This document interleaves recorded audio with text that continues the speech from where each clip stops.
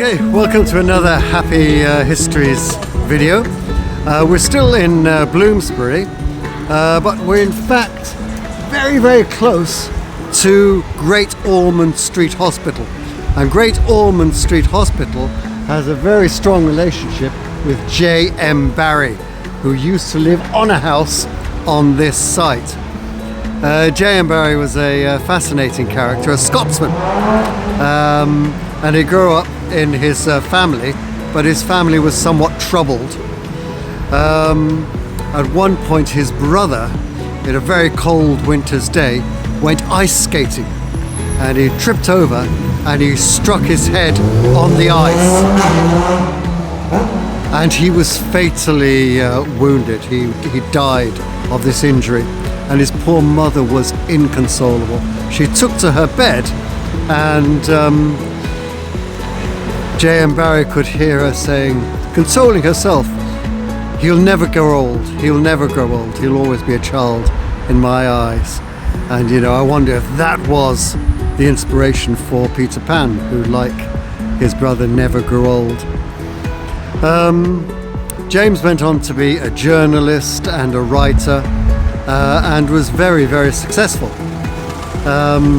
But he was of diminutive stature, and he had no luck with the ladies. And people say that he was perpetual innocent.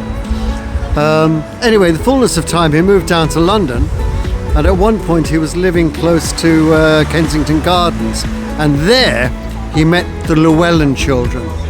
There are 5 boys and girls, and he had a huge, great big St. Bernard's dog, and he became very good friends with these children, and he used to make up stories for them. And he said that in his mind's eye he took all of the children, rubbed them together, and the spark that emerged became Peter Pan.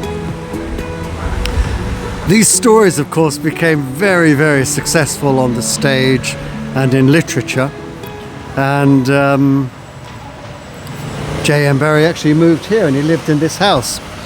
And in fact, this house was, you know, when it was here, that was the template, if you like, for the Darling home. That's where they lived. But the Children's Hospital is just around the corner, and the people there asked him if he would donate some money. They wanted to buy some land and do some work. And he said, well, look, I can't do anything just at the moment, but I will do something. You know, don't worry. And then a little while later, they found that he had donated all the royalties from the Peter Pan stories to Great Ormond Street Hospital. He made it a condition that the sum of money would never be told to the general public. But, you know, it's just one of those stories that warms my soul. At the moment, the front of Great Ormond Street Hospital is being refurbished and we can't go in through the main gate, which is a terrible shame because there's a beautiful statue of Peter Pan,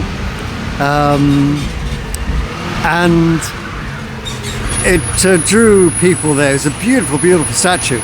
And then a little while later there was another little statue of Tinkerbell put close to Peter's hand, I believe. But one of the most touching things about the hospital itself is St. Christopher's Chapel, because when the hospital was originally built, they had this beautiful chapel built in a kind of a Byzantine style, and in fact Oscar Wilde said it's the most delightful chapel in London. And not at the moment, but in the past, what used to happen would be the children, once they had all of their chemotherapy and they'd given the all clear, they would ring the bell, of course, and they would leave a teddy bear there. So it became known as the Teddy Chapel. But it's lovely to think that this man's donation is still bearing fruit. Okay, thank you for watching.